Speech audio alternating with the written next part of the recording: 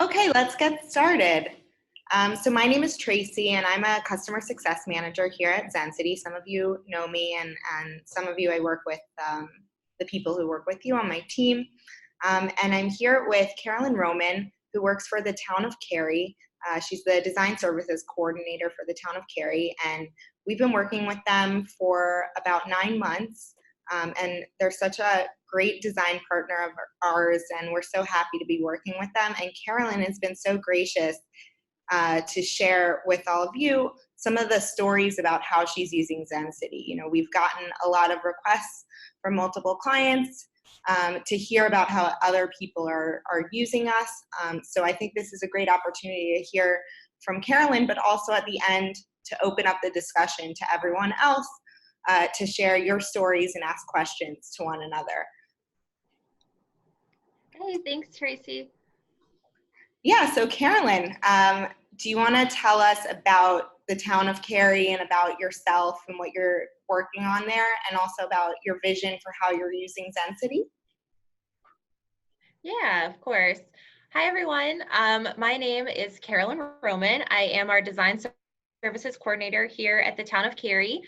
We are located just outside of Raleigh, North Carolina, with a population of about 166,000 residents. I've been with the town of Cary for about 10 years, and prior to that, I worked for 4 years in the private sector at multiple public relations and advertising firms. I live in the manager's office, and I currently now report to our chief innovation officer. In Cary, over the last 2 decades or so, we've had a centralized public information office. However, over the last year, and as we work for the rest of this calendar year to upfit our first 311 center, we're taking the opportunity to also reimagine and involve what public information means, both internally for staff and externally to our citizens. The ability to have a tool to give to staff to understand what people are saying about their different projects or initiatives is one step that helps us remove the bottleneck of having to go through a centralized communications office for that information. That said, we're not leaving staff high and dry, of course.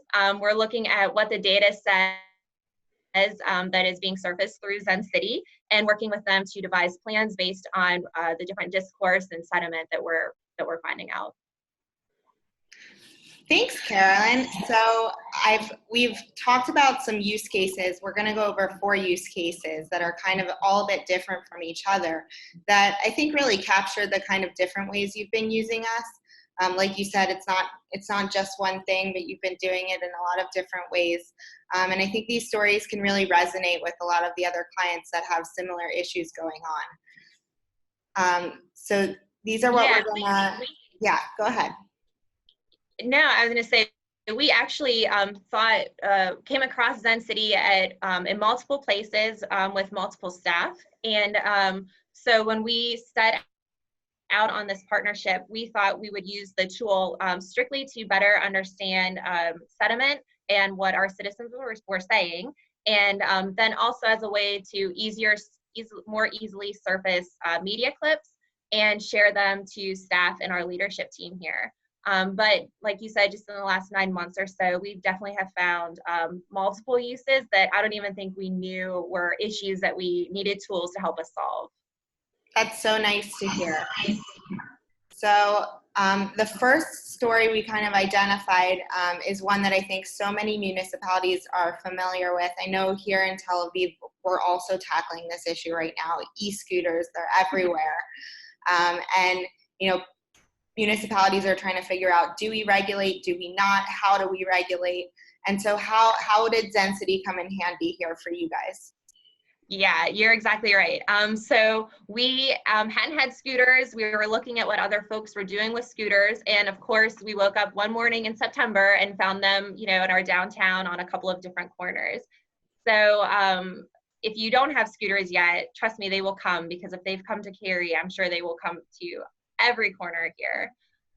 We saw them in our downtown, and then about a month after that, we saw a second round drop at some of our shopping centers here outside of our downtown core. So we knew people were talking about them. and we upfitted a project to monitor what folks were saying about scooters, because we had a goal of presenting some type of recommendation to our council at its December meeting about what to do, if anything, with this new technology. So contrary to what we initially expected, Zencity showed us that our sentiment actually ranked overwhelmingly positive or neutral with our citizens. So people were saying they were either they're very excited to see them in Cary and saw it as a positive sign of a revitalizing downtown effort, or they were neutral about them, didn't really care, so as long as people were safe and wearing helmets and following street rules. So coupled with independent research and looking at what other municipalities were doing and just some general industry trends, we used the Zencity data to create our staff report and make a recommendation to council. So our recommendation was to actually do nothing scooter specific and simply clarify our ordinance that we would permit staff to take action and ensure that our public sidewalks and streets remain clear from obstruction. So if you haven't heard of Cary, we have long-standing history of taking value with how our community looks. And sometimes people perceive us to be the sleepy suburban town right outside of Raleigh. So when the news hit that our recommendation was to not do something specific to scooters, we received kudos both from the media and our citizens for not jumping to conclusions and over-regulating something that just might be a fleeting technology. So scooters are still here, not as much as they were when they first landed, of course, in September. So we continue to monitor conversations, and even with the hotter weather and more outdoor activities, we've not seen a pickup, but it's nice just to have a tool so that when things do start to flare up again, we'll be able to see it in real time. I love this story because I think it, even aside from scooters, identifies so many things that I know my other clients are dealing with. Making recommendations to council on an issue. You know, a lot of times council has those 3 people that show up to their council meeting and are angry about something, and they have no way of knowing, are those 3 people angry about this, or is the whole town angry about this? And I think that's something, whether it's about scooters or not, so many of our clients can really identify with here. Yeah, no, you're absolutely. And we're trying to more and more, when we look at different decisions needing to be made or recommendations to put forward, is to really have any sort of data to help us present what we believe to be a bigger or more accurate representation of the whole picture. And so this was actually one of our first uses of Zencity. And so we were still trying to figure out the tool, and we thought maybe we were missing something and we just weren't reading the data correctly, but we were, and it was a pleasant surprise to understand that about our citizens. That's really great to hear. The next story that you kind of told me was about this downtown park that you guys are working on, and this is, you know, a cradle to grave project that you guys are doing, and you've really used Zencity from the beginning, not exclusively. You've done so much other outreach on this. You've had a lot of meetings, but how has Zencity come into play in building your strategy for this park? Yeah, so I mentioned our downtown revitalization, and in our downtown core, we have a unique opportunity to construct a 7-acre park that currently right now is literally just a field. It's fantastic. And we've spent time prior to having Zencity on board, and then also with Zencity on board, working with our third-party architects and having many months of public input and design charrettes. And finally, in March, we were able to adopt our park master plan. And because we were engaging so many citizens at so many public meetings, it was important for us to analyze what folks were saying and when. And we use Zencity, of course, to capture and dissect that sentiment. So Cary, in 2016, we received a gold medal award for excellence in park and recreation management. And we believe what's being proposed for the site will fit right into our portfolio of recreation and enjoyment. And our publicly available data surfaced from Zencity seems to substantiate this. So now that we have designed it, we're moving toward the funding before construction, and that will go before our voters this fall. So we'll continue to use the same project, both to monitor the park-specific project, but then also its related bond effort. So this is a really long-term, project that you're going to be able to use this in the planning phase, and when you start implementing, and even afterwards. So just kind of make sure you're in line with what residents want the whole way through.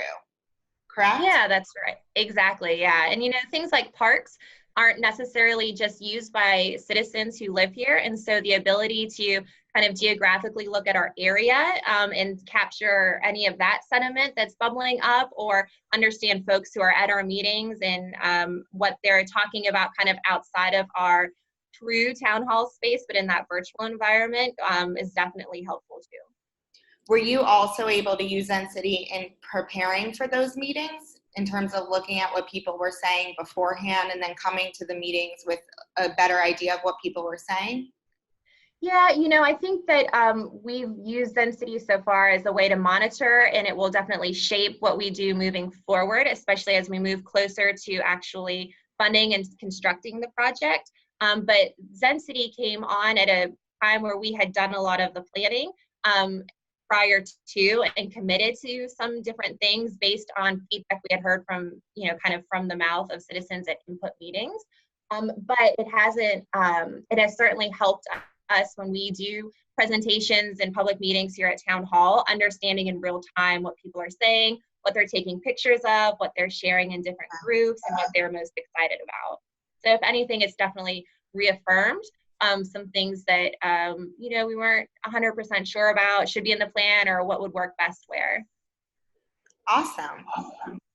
The next story we had, and this one happened just right at the beginning when we started working together, but is more of a crisis management. And so many of our cities deal with crises, different types of crises. So this is, maybe not this story specifically, but this type of situation is familiar to everybody.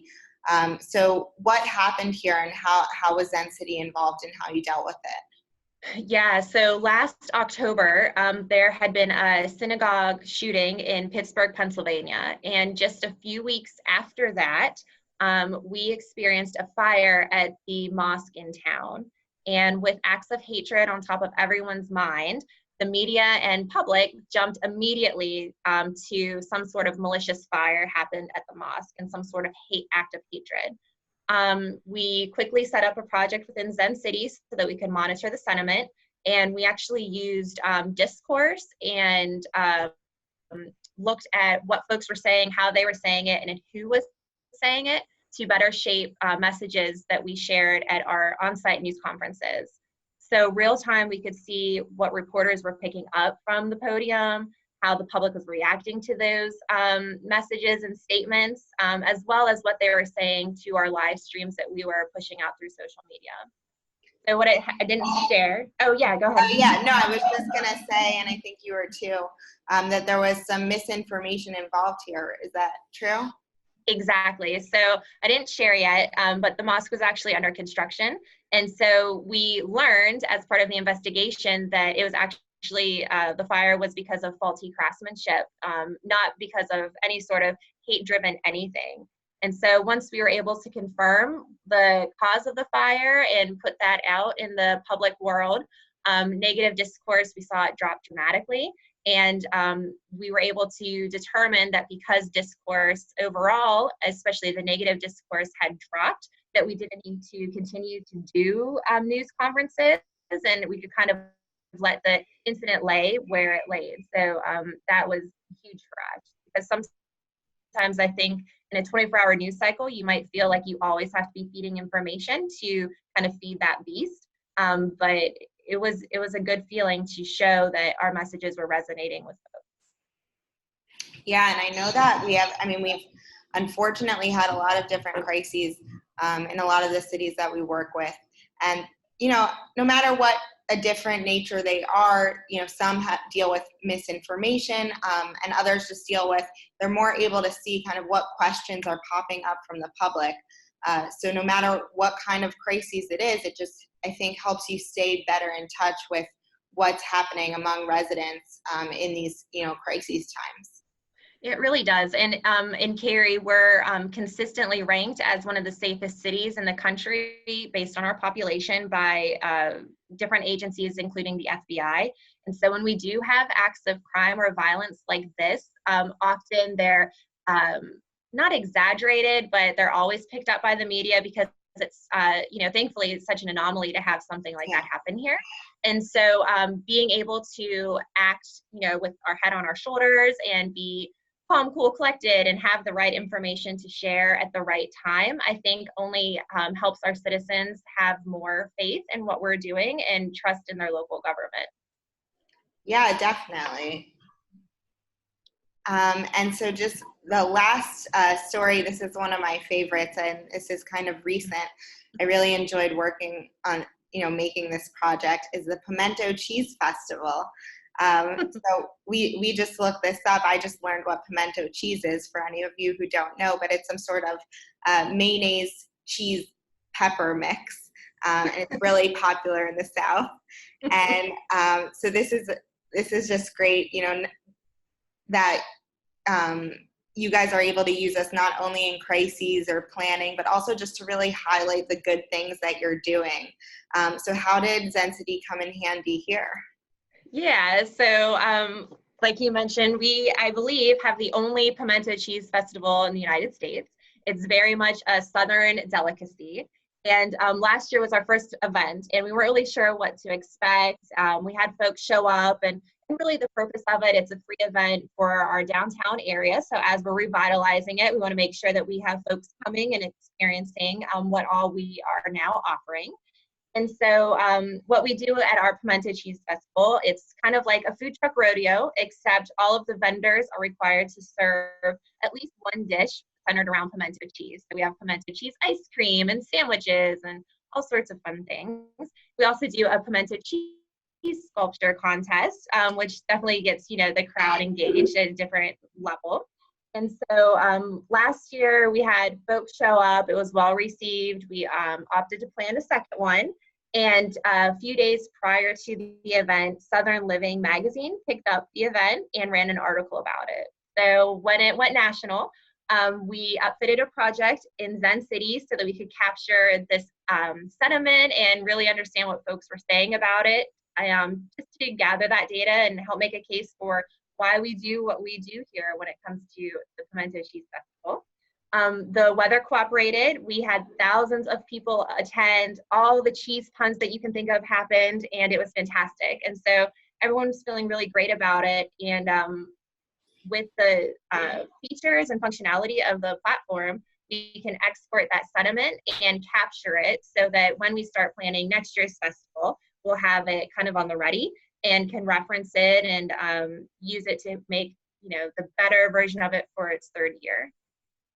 So right after the festival, you exported and downloaded the project, so you were able to highlight the great stories you were seeing, and then you're saying you plan on revisiting this next year when you're planning the festival to help plan. Exactly, yeah. And within the project, we're able to see what outlets talked about it more or less than other outlets. And so from a planning perspective, knowing who or what outlet to target and which person, maybe it was a blog or someone's social media account, we'll kind of have that information on our radar as we consider what our approach should be for next year. That's great. I love finishing on the positive here. And you guys do so many events, and I know so many of our other clients, especially in the summer, start doing, a lot of events. Everyone just had July 4th, and that's a great opportunity to look at, project for July 4th and see the great feedback that cities are getting around that, and so many other events that are wonderful. So, I just learned from working with you and seeing all the different ways you are using this, how I really appreciate how dedicated to resident feedback that you and the whole, town of Cary that you guys are, because I really see that you're using it in so many different ways, that in each element you're taking in as much feedback as you can. And I think that's really dedicated as a public servant. So I really love seeing that. Thank you. That's really sweet. Yeah, people know where to find that squeaky wheel that you talked to earlier.